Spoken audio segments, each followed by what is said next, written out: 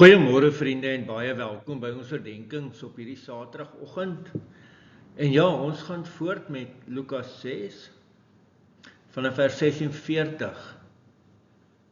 Waarom noem julle my Here, Here, maar julle doen nie wat ek sê nie?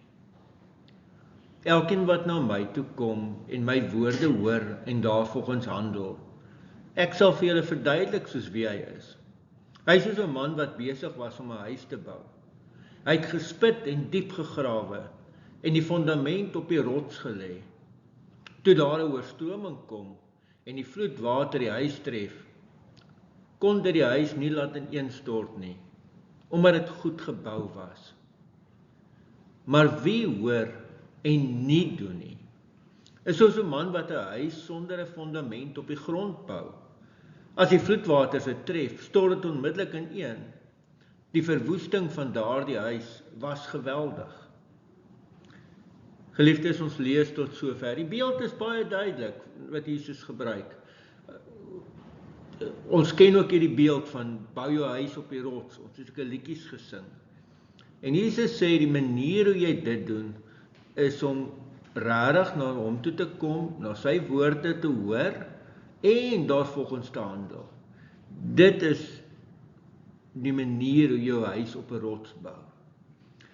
Maar die eerste vers wat ons gelees het, dink hier lê die hart van hierdie teks, dat die Here Jesus kon vra, waarom noem julle my Here, Here, maar julle doen nie wat ek sê nie? Jo, vriende, dit is, hoe sal ons dit in vandag se terme sê? Daar word die spyker op sy kop geslaan. Dit is presies waaroor dit gaan. Jesus sê, dit help nie jy noem hom Here, dit help nie jy bely dat hy die Christus is, jy bely dat hy waarlik God is, al die goed wat ons oor Jesus bely. Dit help nie jy sê dit, maar jy doen nie wat hy sê nie. Dan bou jy jou huis op die grond.